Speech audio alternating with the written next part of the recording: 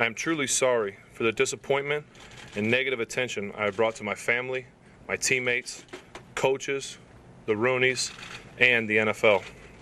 This is a man who was a predator, out lurking, feeding alcohol to underage people. He should be thanking his stars that, you know, he's not Bubba's mistress down in some Georgia penitentiary. I'm sure he is. I'm sure he is.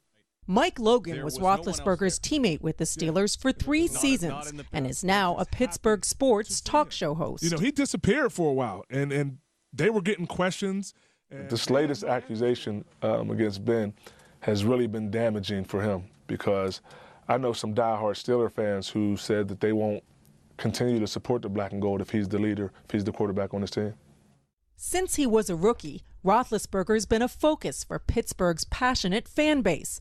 And since then, when he's seen in public, it's invariably with bodyguards he employs, something he discussed with E60 last June.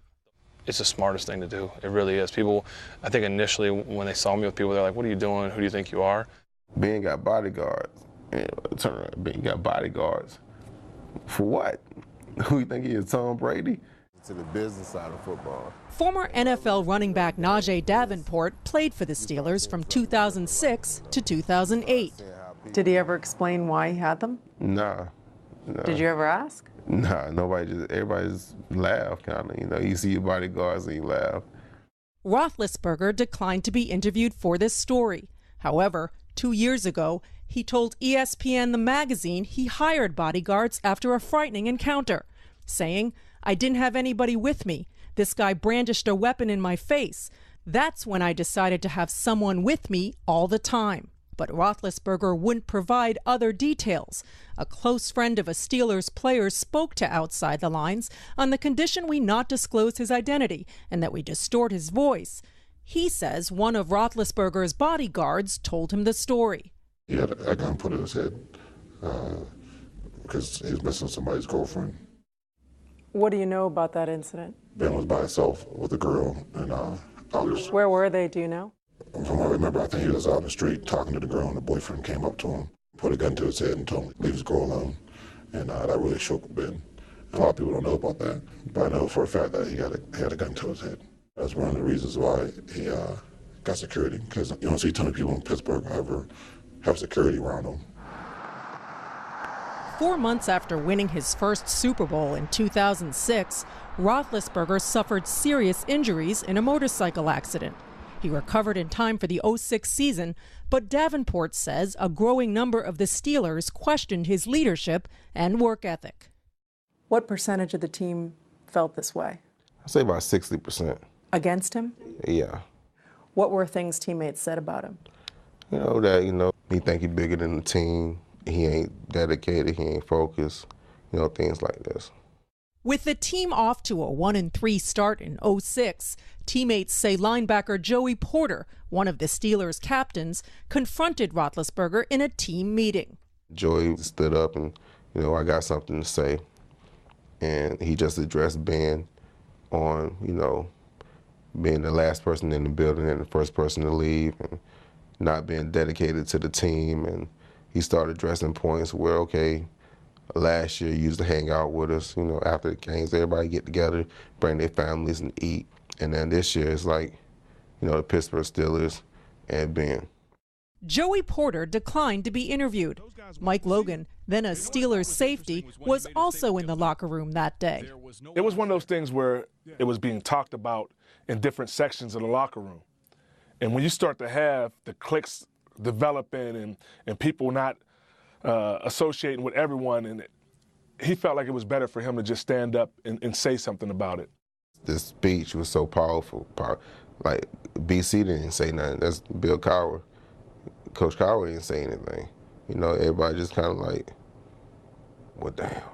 It was just that awkward silence. I can remember I was walking out, and Ben was like right behind me with his hoodie on, and I looked around, I seen him, and you just like see it in his face, like, almost kind of like a scolding, somebody getting in trouble, and they really don't want to show any emotion, but, they kind of feeling it inside. I think that cleared a lot of the air. It kind of let the gas out. Everyone was like, we can breathe now. And I think that might have opened Ben's eyes a little bit, but it was something that needed to be said. Roethlisberger's been active in area charities and established a foundation that supports police and fire department canine units, especially around Pittsburgh. But for years, his local reputation has been marred by conflicts arising from nights out in the town. Outside the Lines spoke with more than a dozen employees of area bars, clubs, and restaurants that have hosted Roethlisberger and his guests. All of the employees declined to be identified because of the potential effect on their jobs and businesses.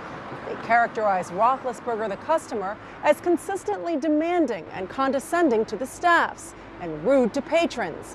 One bar manager said it's routine to offer complimentary food and drinks to a star of Roethlisberger's caliber, but the quarterback expects his whole entourage to be comped, too. I understand that the opportunities... Now, Roethlisberger faces the profound challenge of repairing his reputation with fans and teammates. I absolutely want to be the leader this team deserves, valued in the community, and a role model to kids. I have much work to do to earn this trust, and I'm committed to improving and showing everyone my true values. He has to grow up. If he wants to be the leader on this football team that gets the respect, that gets all the acclaim, that is able to lead by example, he has to step up. It's like, okay, who is the real Ben? You know, because the Ben I know is cool dude, and is always kind of like laughing, joking around.